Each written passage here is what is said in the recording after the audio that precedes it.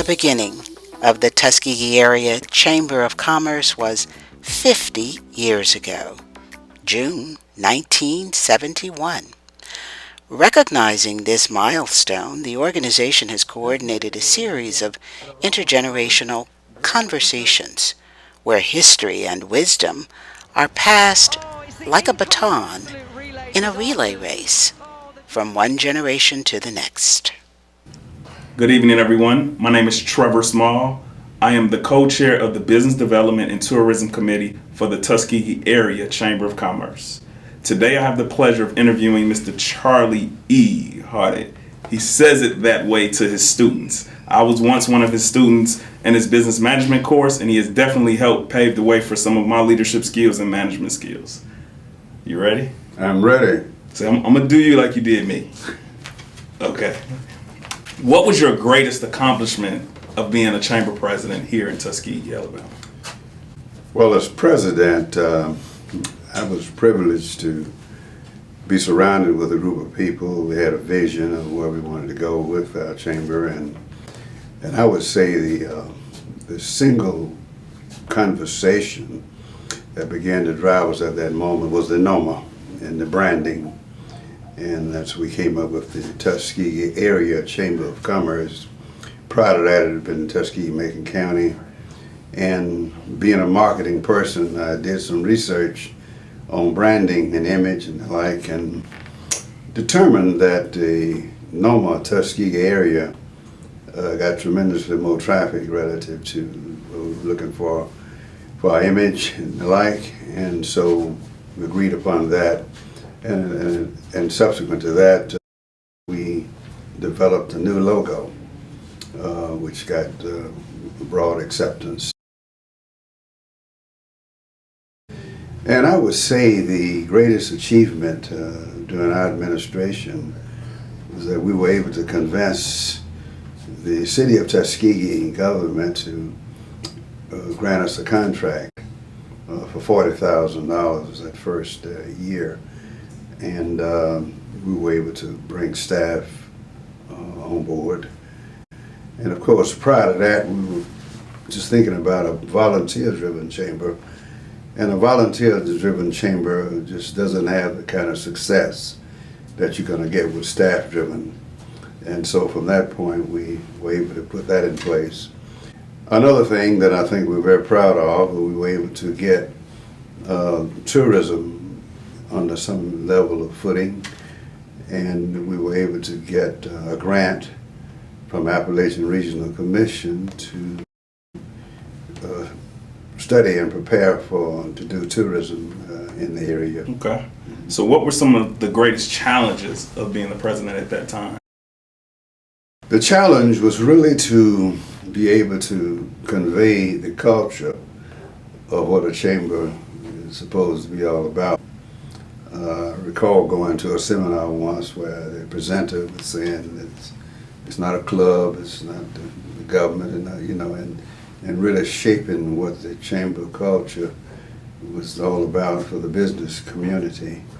And so to get a buy-in from government officials sometimes is a major challenge, because sometimes they look at it as a competing entity as opposed to a collaborative entity. And so to get that broad buy-in and properly funded was a challenge. Interesting. So what is the greatest hope for today's local business community? Well, I think everything bases upon how you vision and reimagine, and as I was just saying earlier, being able to pivot. Everything moves on vision, mission, and values. And that comes from organization, teamwork, and communication. And if you can pull those together and engage and energize your people, you might be able to be successful. Okay. So what do you hope the future looks like for the businesses in Tuskegee and Macon County? I would hope that they would find a win-win in terms of the value that we would have to them. And of course, the organization itself will gain additional momentum for perpetuity. We're into our 50th year now, and which is a Jubilee year, which is a great year. It means that something good has happened. We have been sustained over that period of time. Could you sum up the perspective of the 50-year history of the Tuskegee Area Chamber of Commerce? Every organization has to make its place among other entities in the community. And so I think we've done a favorable job in carving out a niche that there would always be, at least for the past 50 years, there was a space set aside for the Chamber of Commerce. And so now it's up to us at this juncture to expand again the vision, reimagine, pivot, and take it to the next level. You mentioned branding has changed over the years.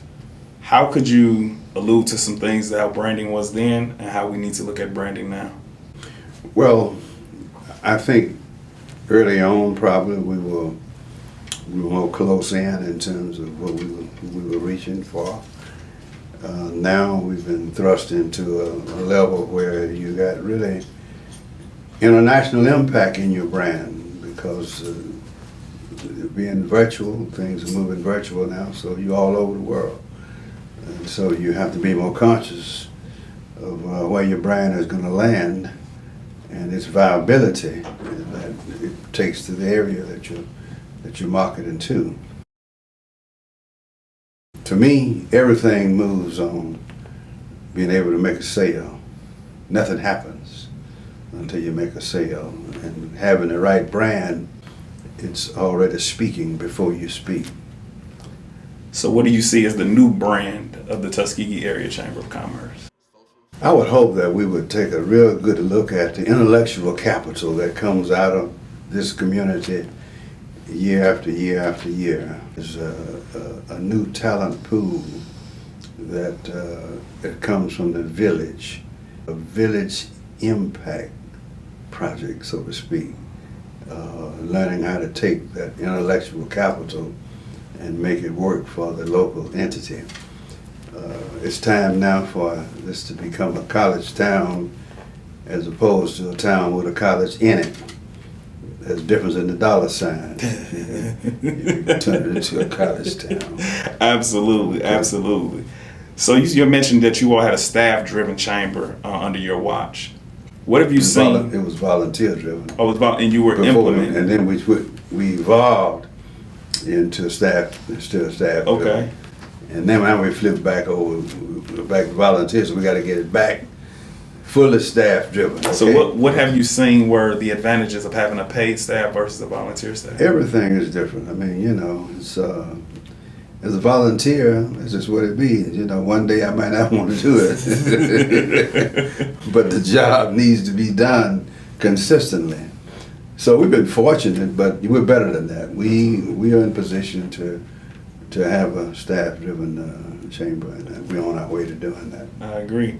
So as we know, the Tuskegee culture, the Tuskegee area culture has changed over the years since you've been here at the lease. How do you see, and could you walk us through kind of some of those milestones of how the culture shifted and how it impacted business in the community?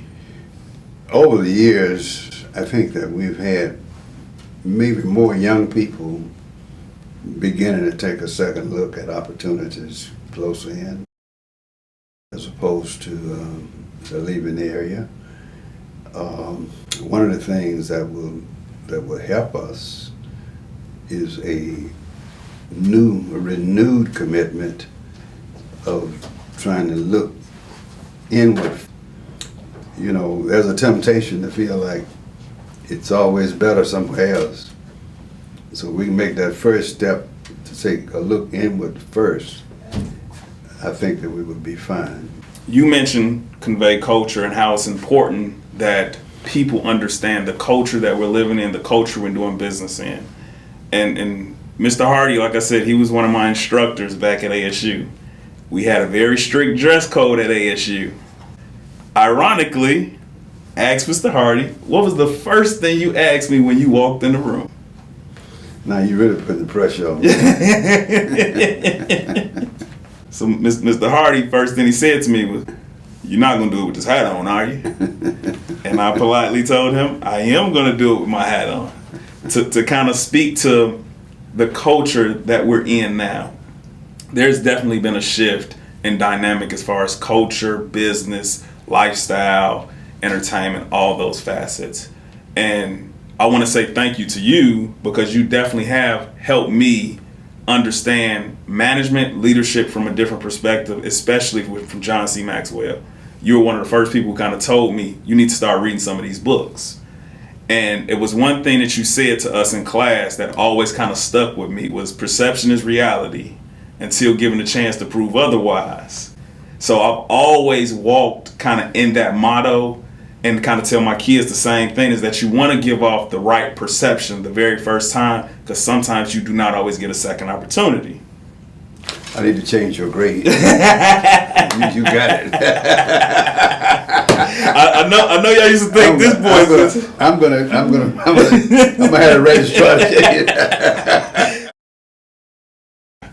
So, when it comes to attire in the business community, we can see the Mark Zuckerbergs of the world, the Elon Musk of the world, things of that nature, and how attire has changed. As you all can see, we are both dressed dramatically different, and that was intentional on my part. I couldn't tell him that this was going to be my attire, because I can tell you now, he would have said, "I'm definitely not doing this interview." Speaking about kind of how business culture has been more accepting of casual attire, and you've been an instructor in multiple different settings. How is that? Are you becoming more accepting, or the settings that you're in are becoming more accepting to more casual attire when it comes to us millennials, when it comes to business? When I came in, yes, I made an immediate observation, and knowing how thoughtful you are. When I had you in class, you were always thoughtful, that you had a purpose for what you were doing. So that's why I could maintain my cool. Well, definitely for me as a millennial, walking into boardrooms, and normally I'm always the youngest one walking into some of these decision-making rooms. And it's important for me to represent my culture in every aspect of my life, whether it's business, personal, leisure, whatever that may be. And somebody has said this, one of our board chamber members said this to me at our first event at House of Meats, was, "Trevor, this is y'all world now. Like, we're just living in it. So it's up to you all to really take this and do something with it." It's important for us millennials to really hear that, because we do kind of feel a certain type of way when it comes to boomers, especially when it comes to passing that torch. And I think us as black people, that's something that we have to learn more about, is how to pass the torch, how to groom that next person to kind of take on that line of leadership continuously. Now, by me being a managing partner of my own firm of 3 locations, now I really see how important that is. Because yes, there are some instances, yes, as in business, I am like, okay, who do I go to? Where do I go? How do I figure this out? And sometimes a lot is trial and error. And it's like, okay, how do we change that? Because that's culturally driven. So how do we kind of start saying, okay, let's start poking holes in that, so that way we can groom the next governor, the next mayor, the next city councilman, the next president. How do we do that? The next Tesla CEO. How do we nurture and cultivate the young minds that are behind us to let them know, don't be afraid to just really go at it and get it? You need to have the right perspective of where you are.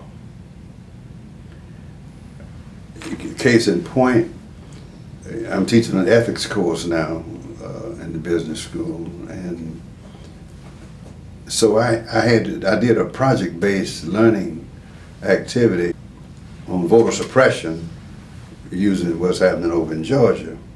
Why? Because none of your peers gonna read it unless you can just bring it right to them and see where this is gonna really derail you if you don't understand it. And they admitted, and they began to become students of that.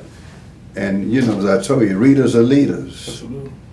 If you fail to read, what you need to know will come and go, and you will never know. That has to be still accepted in this generation in order to do some of the things that you need to do. You need to be well read. There's no substitute for that. That's got to happen. That's a given. And so the other stuff that we talk about, you know, it can be navigated. It can handle. It can happen. The one thing that people can't argue about is real success and sustainability. You didn't just flame in and flame out. You knew how to sustain whatever you were doing. And so, yes, some of you, I saw you coming through. I knew you were going to be all right. But I think you had to have a little bit more to squeeze on you for me to make sure that you were going to end up where you were going. You know, and I can know what y'all said out in the hall about me, and I understand all that. But that was, I wasn't, see, I told you all the time, I wasn't paid to be the popularity You definitely person. did. I would tell you that. They didn't pay me for that. They paid me to be where you are today, that I'm proud to say you're a student that represents me. Absolutely, thank you. So we used to say, coming out of Mr. Hardy's class, it sounded like you was leaving a Dolomite movie, because it was always a rhyme or a riddle somewhere. And when you get older, you like, oh, that's what he was talking about. I know the Tuskegee area thanks you for your service at the chamber. I know those businesses that were thriving under your leadership definitely had a lot of success, and we look forward to growing this culture and growing this Tuskegee area Chamber of Commerce to the next level. To really bringing in real industries, really bringing in business literacy, really bringing in tourism facets, and like you said, trying to create a paid staff. And then not just for 1 or 2 years, we're talking about for the next 50. Right. So we definitely have our work cut out for us as far as what we're gonna do and how we're gonna do it. But I definitely think standing on the shoulders of you and all of our other past presidents would definitely give us the ability to do so, as long as we can use you all as resources as we have been. I want to say thank you, and by me now being the co-chair of the Business Development Committee in Tourism, my job is to kind of take the torch that you lit and kind of continue that on in this area. So I want to thank you so much for kind of doing that for me, and thank you for allowing me to interview you. It's my pleasure. Thank you. All righty. We're going to get that grade changed.